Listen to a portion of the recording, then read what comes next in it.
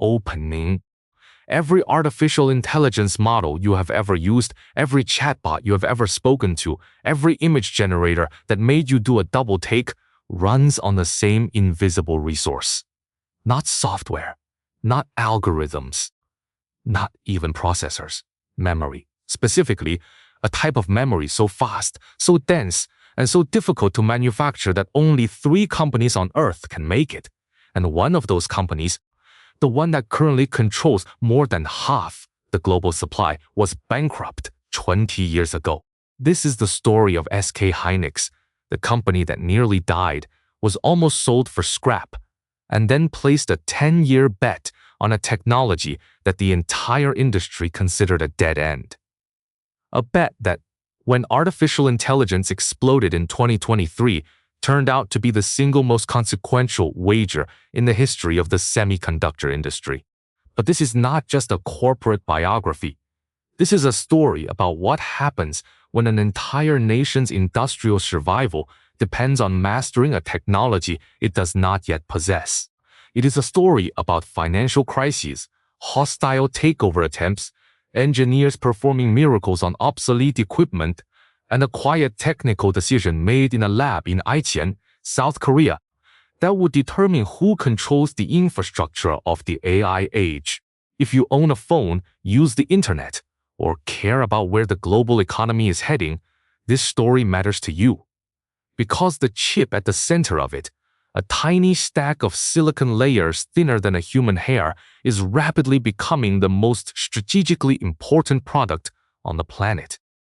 Let us start at the beginning. And the beginning is not in a lab. It is in a construction site. 1. The construction magnate who wanted to make chips. In the early 1980s, the global semiconductor industry was a battlefield, and Japan was winning.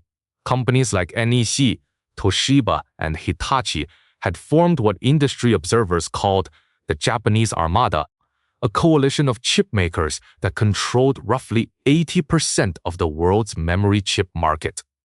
Their weapons were relentless quality control, manufacturing precision that bordered on the obsessive, and pricing so aggressive that it amounted to economic warfare. The casualties were significant. In 1985, Intel, the American company that had literally invented the memory chip, made a decision that shocked the technology world. It exited the memory business entirely. The company that created DRAM, the fundamental building block of computer memory, concluded that it could no longer compete with Japanese manufacturers on cost and abandoned the field. Intel pivoted to microprocessors, a decision that would eventually make it one of the most valuable companies on Earth, but at the time, it felt like a retreat. If the inventor of memory chips could not survive in the memory business, who could? In South Korea, a country that had staked its entire post-war economic strategy on becoming an electronics export powerhouse, this question was existential. Memory chips were the essential raw material of the electronics industry, the rise of the digital economy. Every computer, every television, every piece of consumer electronics required them, and the supply was controlled almost entirely by Japan. Korean industrialists understood with painful clarity that if they could not master this technology, their country's electronics sector would be permanently trapped as a low-value assembly line for Japanese components, forever dependent, forever subordinate, forever locked at the bottom of the value chain.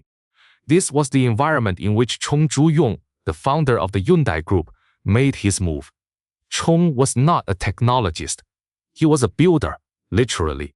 He had turned Hyundai into one of the world's largest construction and shipbuilding conglomerates through sheer force of will, ruthless cost discipline, and a management philosophy that his employees called the bulldozer method. Identify the objective, commit every available resource, and push forward regardless of obstacles. In 1983, Chung looked at the semiconductor industry, judged that its trajectory was irreversible, and ordered the creation of Hyundai Electronics. The company started with nothing, no intellectual property, no experienced engineers, no manufacturing know-how.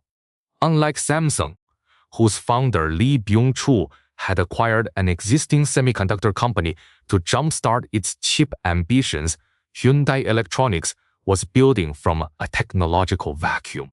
To close the gap as quickly as possible, the company pursued a two-track strategy, reverse engineering competitors' products while simultaneously licensing technology from Texas Instruments in the United States and INMOS in the United Kingdom.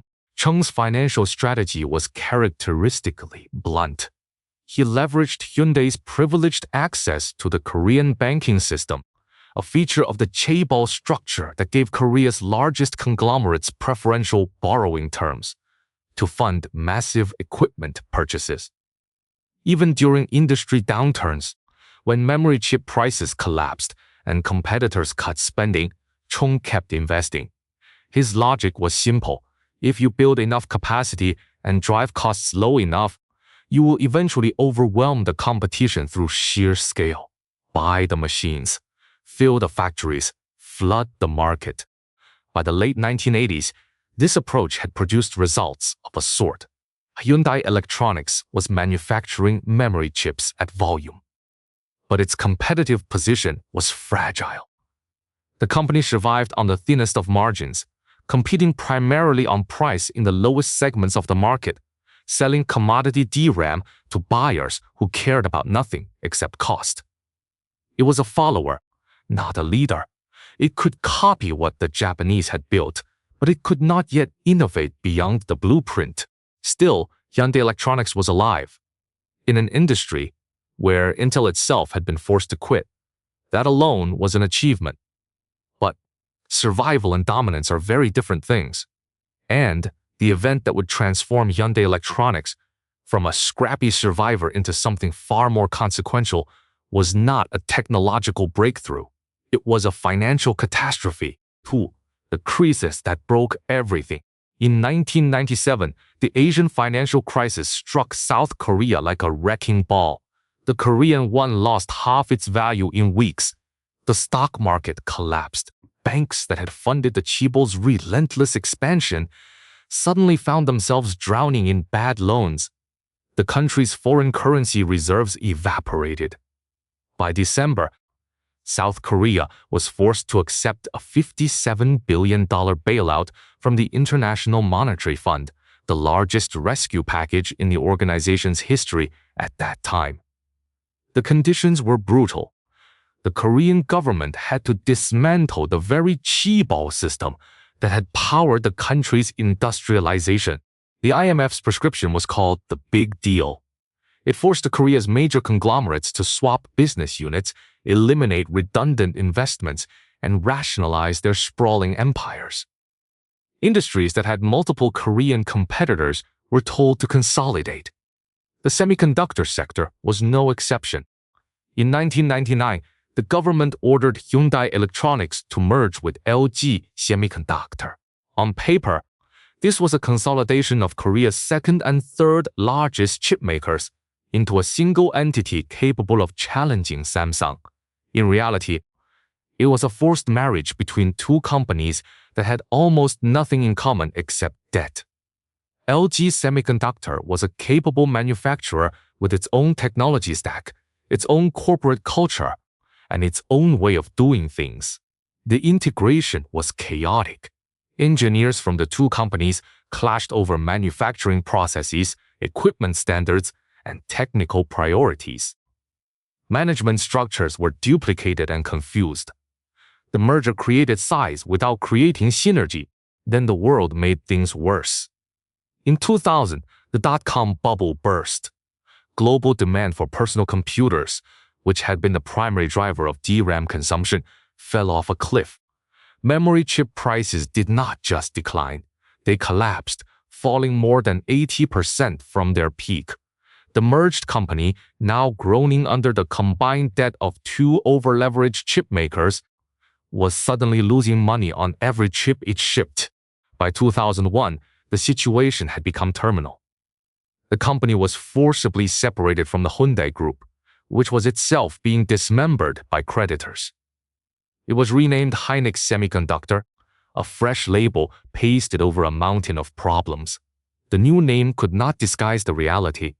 Hynix was carrying more than $15 billion in debt, an almost incomprehensible figure for a company in a cyclical industry where profit margins could swing from positive 20% to negative 30% in a single quarter. The company's creditors, led by Korea Exchange Bank, assumed control.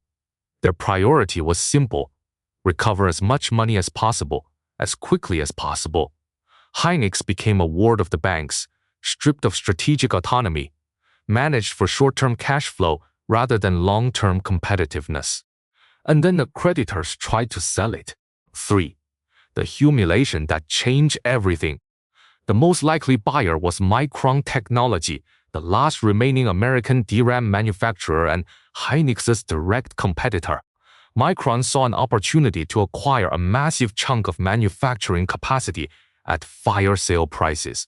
The negotiations dragged on through 2001 and 2002, with Micron offering terms that Hynix's leadership and many Korean observers considered predatory, essentially proposing to buy the company's core assets at a fraction of their replacement cost while leaving the debt behind. The talks eventually collapsed.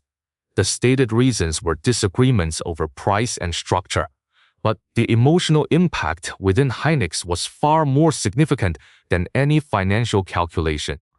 Engineers and managers who had spent years building the company's capabilities felt that they had been treated as salvage, as wreckage to be picked over by a competitor who wanted their factories but not their people, their equipment but not their expertise.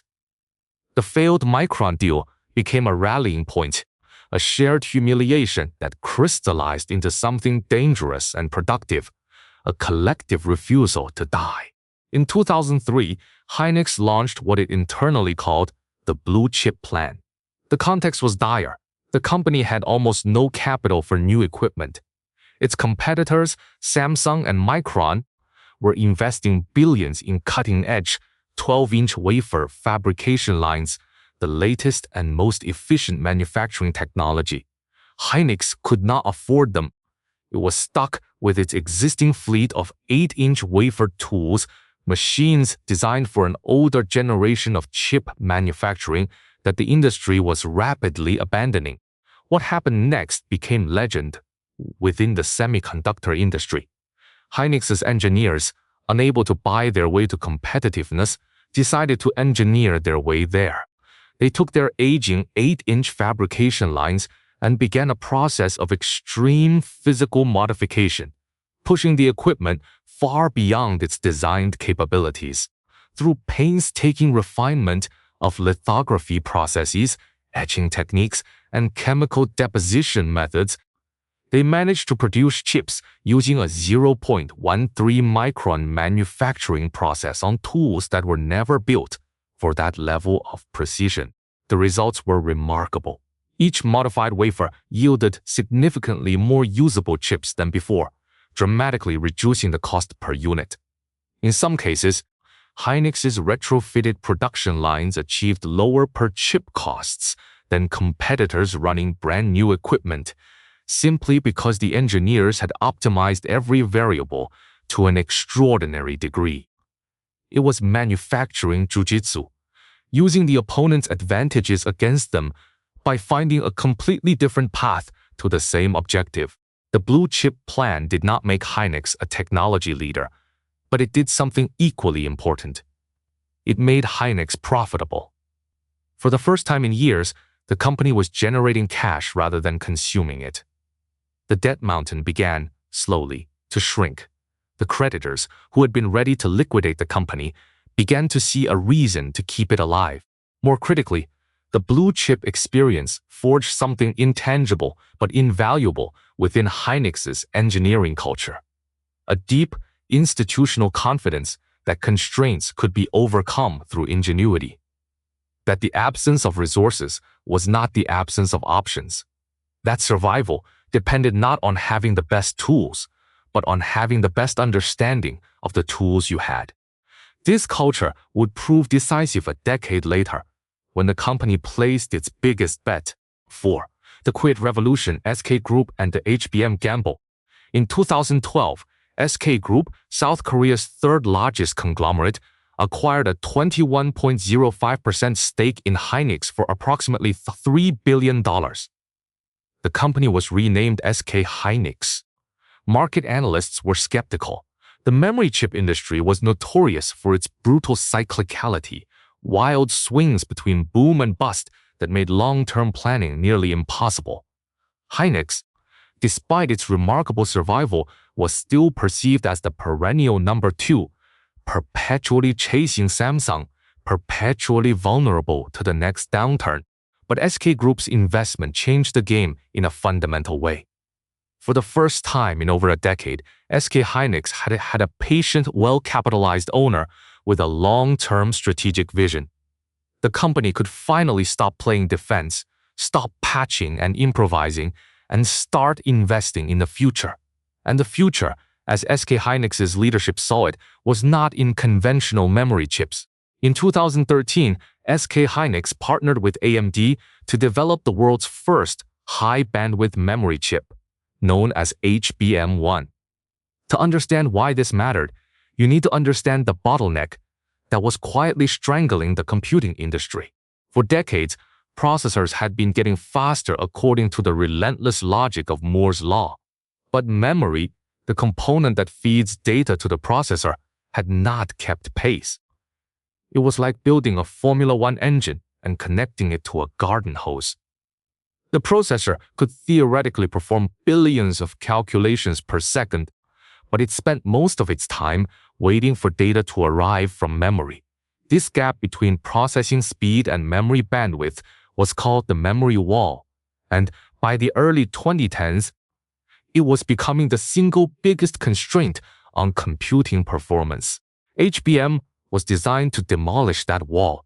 Instead of placing memory chips side by side on a circuit board, the traditional approach, HBM stacked them vertically, one on top of another, connected by thousands of microscopic channels called through-silicon vias, or TSVs.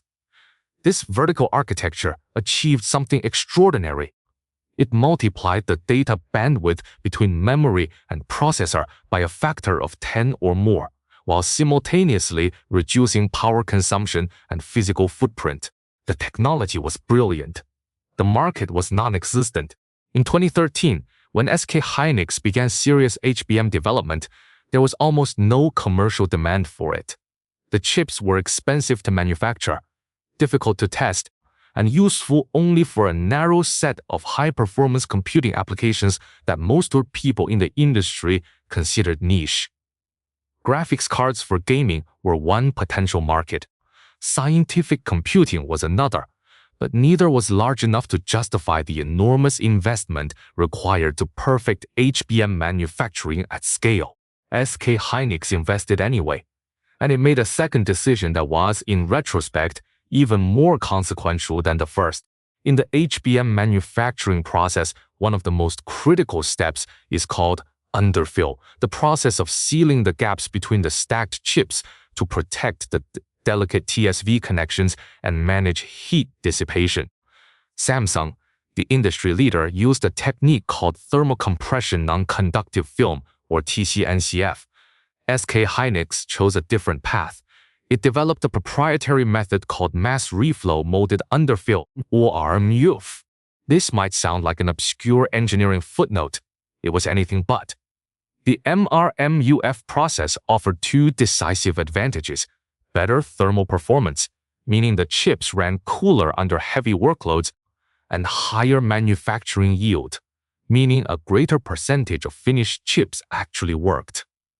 In a product where dozens of individual silicon layers must function in perfect concert, yield is everything. A few percentage points of improvement in yield translate directly into millions of dollars in cost savings and, more importantly, into the ability to deliver product on time and at scale. SK Hynix bet on MR-MUF. Samsung bet on TCNCF. Both companies spent years refining their respective approaches. Neither knew which bet would pay off.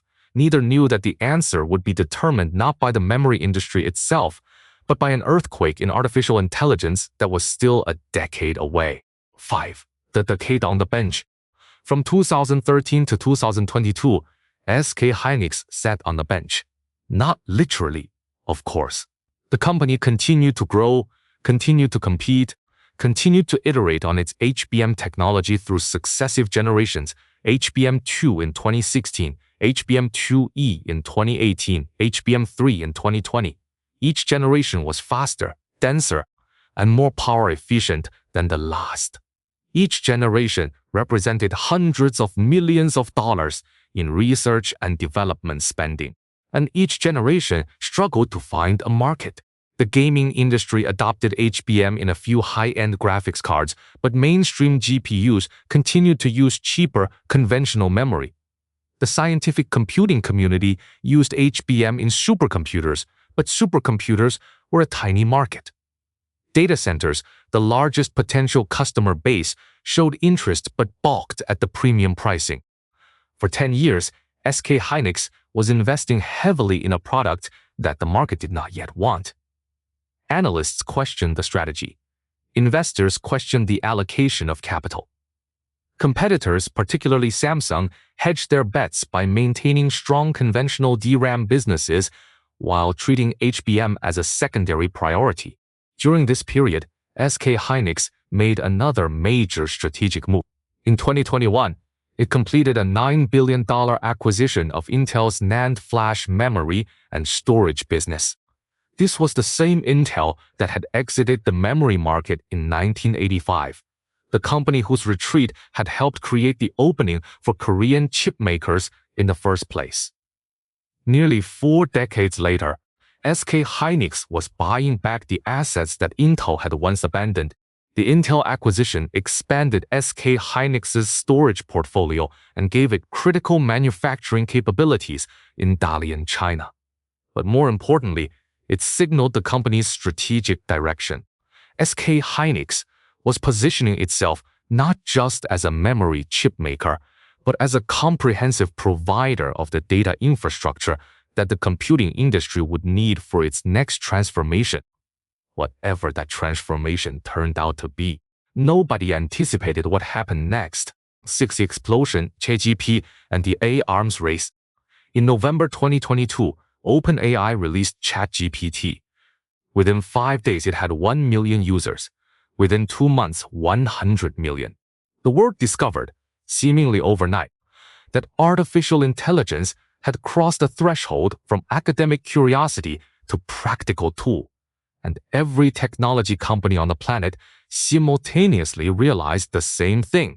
They needed to build AI infrastructure, and they needed to build it now. The scarce resource was not software. Software could be copied, modified, and distributed at near zero marginal cost. The scarce resource was hardware, specifically the specialized processors capable of training and running large language models. And the undisputed king of AI processors was Nvidia, whose H100 and H200 GPUs became the most sought-after products in the technology industry, with waiting lists stretching months and prices reaching $40,000 per chip on the secondary market. But here is the detail that most people missed in the breathless coverage of the AI boom. An Nvidia GPU is only as fast as the memory that feeds it. The H100 does not use conventional DRAM. It uses HBM, specifically HBM3, the very technology that SK Hynix had been perfecting almost in obscurity for an entire decade. And SK Hynix's MR-MUF process, the packaging technology it had chosen over Samsung's TCNCF approach, turned out to deliver exactly the characteristics that AI workloads demanded: higher thermal tolerance, because AI training generates enormous amounts of heat, and higher manufacturing yield, because Nvidia needed millions of HBM chips and could not afford supply disruptions. SK Hynix became Nvidia's primary HBM supplier, not because of a last-minute pivot, not because of a lucky break, because 10 years of patient, unglamorous, often questioned investment had produced exactly the product that the market suddenly, desperately needed. The technology was mature. The manufacturing processes were proven. The yield rates were high. The supply chain was ready. Samsung, which had treated HBM as a secondary priority and committed to a different packaging technology, found itself scrambling to catch up.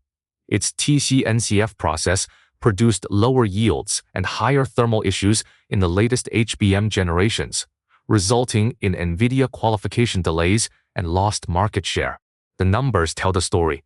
According to TrendForce and Counterpoint Research, SK Hynix captured more than 55% of the global HBM market in 2024. In the first quarter of 2025, SK Hynix's HBM revenue exceeded Samsung's for the first time in history.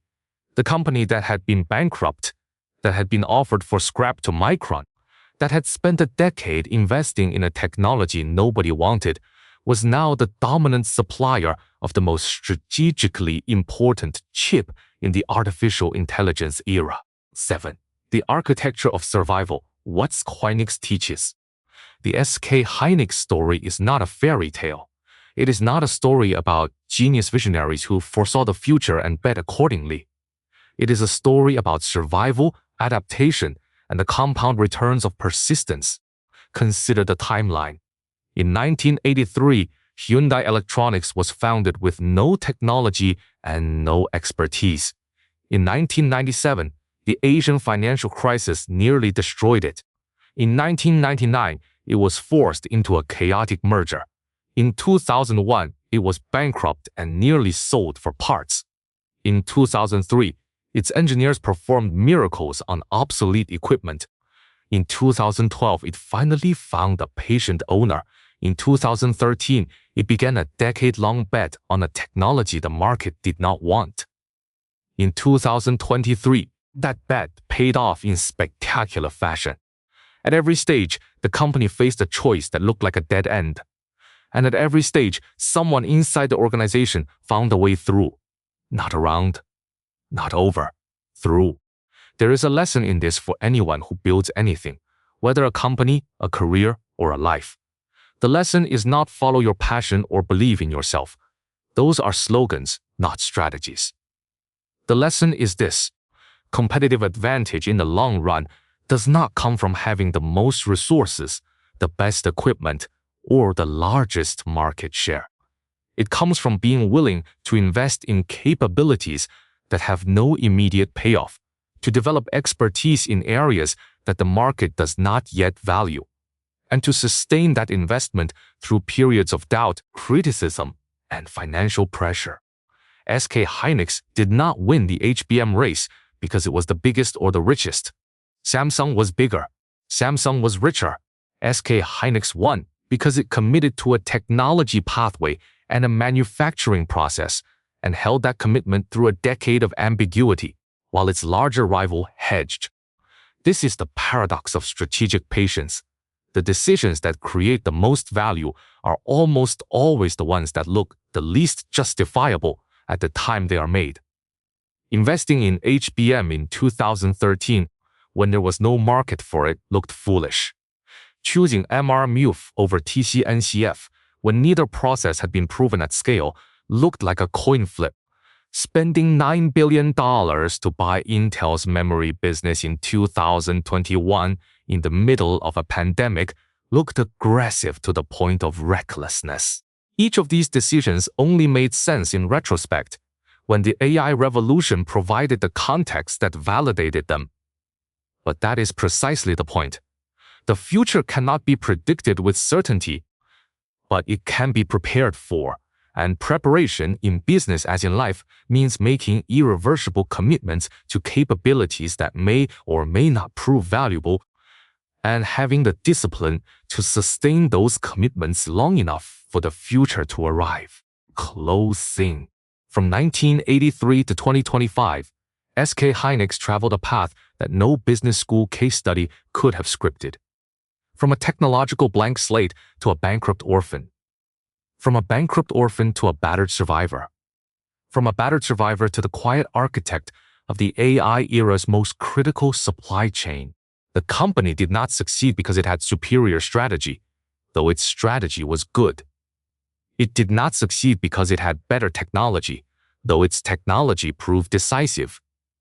It succeeded because, at every inflection point, it chose investment over retreat, capability over comfort, and the long game over the quarterly report.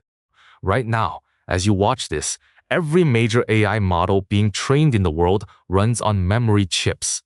And more than half of those chips come from a company that, 2 decades ago, could not pay its electricity bills. The engineers who kept those obsolete fabrication lines running in 2003, the executives who greenlit the HBM program in 2013, the researchers who perfected MR-MUF when nobody was watching, they built the foundation that the entire AI industry now stands on. The next time someone tells you that the AI revolution is all about software, all about algorithms, all about the brilliance of a few Silicon Valley companies, remember SK Hynix. Remember that every breakthrough in artificial intelligence ultimately depends on something physical, something that has to be manufactured in a clean room by human beings who spent decades learning how to stack impossibly thin layers of silicon on top of each other. The future is not just coded, it is fabricated, and the company doing the fabricating was once left for dead. Think about that. If this story changed the way you think about technology, competition, and what it really takes to build something that lasts, do me a favor. Hit subscribe, not because I need the numbers, but because stories like this, the ones that go deeper than headlines, that show you the real machinery behind the industry shaping your life, these are the stories that help you make better decisions. Better investment decisions, better career decisions, better decisions about where the world is actually heading, not where the hype says it is heading. Share this with someone who works in tech, someone who invests, someone who thinks the AI boom is just about ChatGPT, and leave a comment. I want to know, what is the most consequential decision you have ever made that looked foolish at the time? The market rewards patience, but only the patience that is backed by preparation. I will see you in the next one.